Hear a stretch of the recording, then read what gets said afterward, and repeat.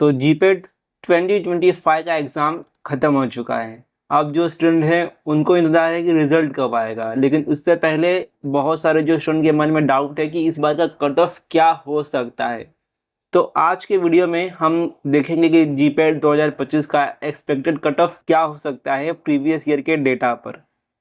तो चलिए शुरू करते हैं आज का वीडियो। देखो, जीपेट 2025 का जो एग्ज़ाम है वो आपका 25 मई को हो चुका है। रिज़ल्ट आएगा अब सीधा 1 महीने बाद, यानी कि 25 जून को। और उसके बाद अगर हम देखें तो आपका जो प्रोविज़नल आंसर की है, जिससे आपको आपके मार्क्स का पता चला होगा, वो आ चुका है। और फाइनल आंसर की भी आ जाएगा जल्द ही। उसके बाद देखो, अगर बात करें कि पिछले साल की 2024 का, तो 2024 में जो ब्लंडर हुआ था आप सभी को ही पता होगा कि 2024 में ना पेपर बहुत आसान आ गया था। नंबर ऑफ़ जो स्टूडेंट है वो भी बहुत ज़्यादा थे, तो कट ऑफ बहुत हाई गया था। बहुत से मतलब बहुत ही हाई गया था। यहाँ पर आप देख सकते हो, जिसका देखो 156 आया था तो उसको तो छोड़ ही दो, उसका कुछ नहीं हो सकता था। और यहाँ पर देखो 241 मार्क्स, 241 मार्क्स था अगर पिछले साल, और आप जनरल कैटेगरी के थे तो आपका मार्क्स कुछ भी नहीं मायने रखता था, क्योंकि 241 पे ओपन कैटेगरी का स्टूडेंट क्वालिफाई हुआ ही नहीं। उसके बाद 244 में भी क्वालिफाई नहीं हुआ ओपन कैटेगरी वाला। 248, तो देखो यहाँ पर जो पिछले साल 2024 में क्वालिफिकेशन का मार्क्स था ओपन कैटेगरी के लिए, वो था 248, 248। तो समझ सकते हो कि कितना हाई कट ऑफ पिछले बार गया था। सो 248 पे रैंक देखो कितना था, 1527। ऑल इंडिया रैंक था 1527, 1527 रैंक था। यानी कि इतना मार्क्स ला कर भी पिछले साल ओपन कैटेगरी वाले को कुछ अच्छा कॉलेज नहीं मिल रहा था। उसके बाद देखो 267 मार्क्स पे भी 959 रैंक ही था। 282 पे 671 रैंक था। और उसके बाद अगर आप 300 के ऊपर जाते थे पिछले बार 2024 में, तब आपका रैंक थोड़ा अच्छा होता था। तो देखो 248 तक 1527 रैंक आया है, जो कि बिल्कुल ही अच्छा रैंक नहीं है, कुछ खास रैंक नहीं है। तो पिछले साल जो कट ऑफ है बहुत ही ज़्यादा बढ़ गया था। आप देख सकते हो, अनरिजर्व कैटेगरी के लिए 248 हो गया था, ईडब्ल्यूएस के लिए भी 220 हो गया था, ओबीसी एनसीएल का 220 हो गया था, एससी का 180 तक चला गया था, एसटी का 150 और पीडब्ल्यूडी का 150 तक रैंक चला गया था, मार्क्स चला गया था। तो पिछले साल यानी कि 2024 में पेपर बहुत आसान आया था। दोनों शिफ्ट में पेपर बहुत ही आसान था, तो जो स्टूडेंट थे उनको मार्क्स भी दबा के मिला। पिछले साल जो था कि आपका 240 से 260 और 220 से 250, ये जो बैंड है ना, एक कैटेगरी में बहुत सारे स्टूडेंट थे। बहुत सारे स्टूडेंट को 240 से 250, 240 से 260, 250 से 260, ऐसे मार्क्स बहुत सारे जो स्टूडेंट हैं उनको मिल रहा था। और 241, 248 अनरिजर्व कैटेगरी यहाँ पर बंद हो गया था क्वालिफिकेशन। उसके बाद अगर देखो बात करें कि टोटल नंबर ऑफ़ कॉलेजेस कितने हैं, सीट कितने हैं एम फार्मा के, आप यहाँ पर देख सकते हो। So total number of seat लगभग 34 से 35 हज़ार है। और जो स्टूडेंट होते हैं जो एग्ज़ाम देते हैं जीपेट का, वो होता है आपका 64 से 67,000। यानी कि इसमें से सिर्फ आधे जो स्टूडेंट होते हैं जिनको सीट मिल पाता है अपना एग्ज़ाम के थ्रू, बाकी सबको प्राइवेट में लेना पड़ता होगा या फिर उन्हें ड्रॉप लेना पड़ता होगा।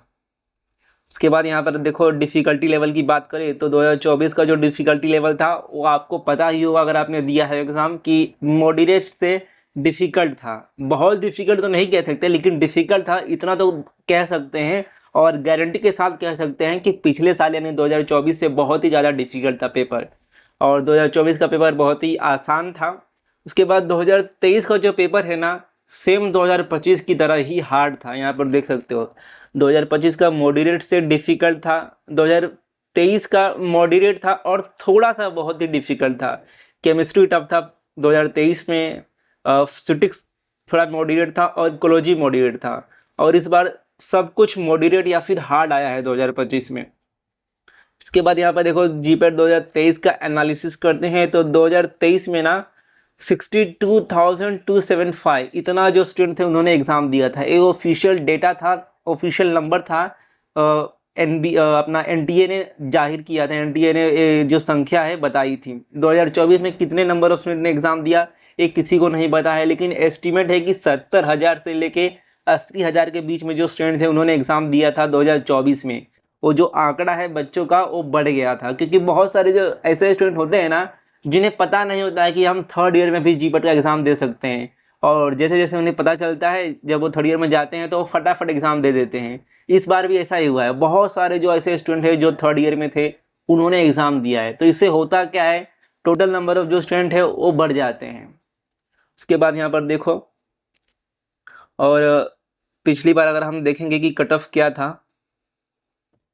तो 2023 में ना खाली एससी और एसटी कैटेगरी था, उनका ही ऑफिशियल डेटा आया था कि कितने मार्क्स पे क्वालिफिकेशन हुआ था। तो 2023 में यहाँ पर देखो एससी कैटेगरी का 103 मार्क्स पे क्वालिफिकेशन हुआ था और एसटी का 76 मार्क्स पे क्वालिफिकेशन हुआ था। ओपन हो गया, ईडब्ल्यूएस हो गया, ओबीएस एनसीएल हो गया, पीडब्ल्यूडी हो गया, इन लोगों का कोई भी मार्क्स का ऐसा एक नंबर, एक फिगर पता नहीं था ऑफिशियल। 2023 में सिर्फ एससी और एसटी का पता था। लेकिन अगर हम थोड़ा बेसिक मैथमेटिकल कैलकुलेशन करेंगे, लीनियरिटी यूज़ करेंगे, तो हमें क्या पता चलता है कि हर 20 परसेंटाइल अगर इंक्रीज करेंगे तो 27 मार्क्स बढ़ता है। और ये एक तरह का लीनियर हमें थोड़ा बहुत ग्राफ देगा। इस पर जब हम ग्राफ ड्रॉ करेंगे तो हमें क्या डाटा मिलता है ये देख लो यहाँ पर।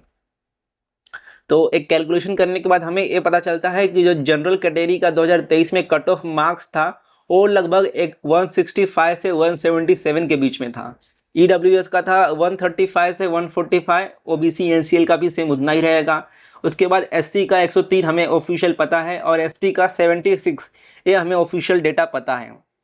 तो हमें देखो यहाँ पर अगर जनरल और ईडब्ल्यूएस की बात करें, और ये यहाँ पर आप देख सकते हो क्या था 2023 में मार्क्स, क्वालिफिकेशन मार्क्स, इतने मार्क्स पर क्वालिफाई हो जाता था वो कैटेगरी का जो स्टूडेंट था, कैंडिडेट था, वो क्वालिफाई हो जाता था।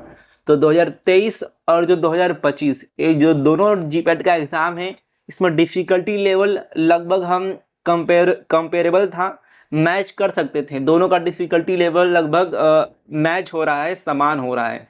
तो 2025 में आप ऐसा मान के चलो जो आपका कट ऑफ रहने वाला है वो इसी सारे मार्क्स के आसपास घूमने वाला है।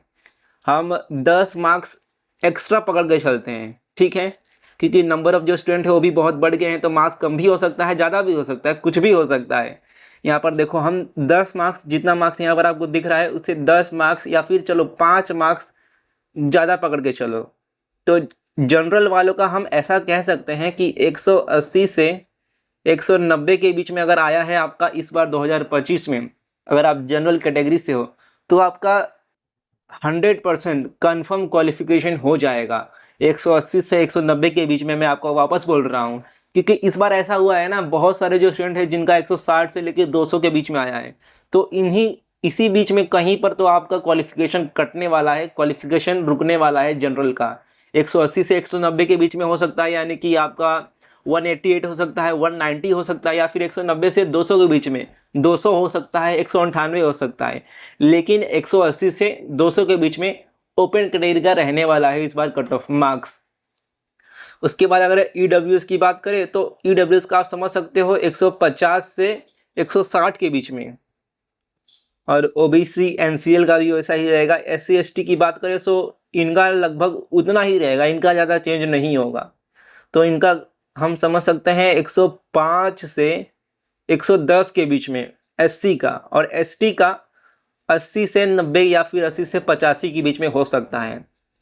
तो जो आपको यहाँ पर मार्क्स दिख रहे हैं ना, एस्टिमेटेड मार्क्स, यही मार्क्स इसके ही आसपास, कम तो नहीं होगा, इससे थोड़ा सा ज़्यादा हो सकता है, लेकिन इसके आसपास ही क्वालिफिकेशन मार्क्स घूमने वाला है इस साल सारे कैटेगरी के लिए, चाहे वो जनरल कैटेगरी हो, ईडब्ल्यूएस हो, ओबीसी एनसीएल हो, एससी हो, एसटी हो, पीडब्ल्यूडी हो, ये जो सारे मार्क्स हैं इसी के आसपास घूमने वाला है।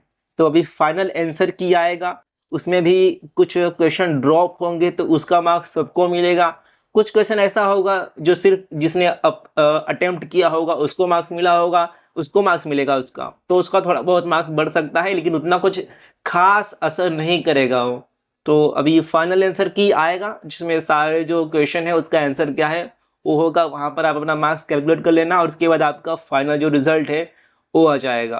और उसके बाद मेरिट जो है NBMS वो जारी कर देगा, उससे आपको आपका रैंक पता चलेगा, क्वालिफाई हुए हो कि नहीं, वो सब कुछ पता चल जाएगा।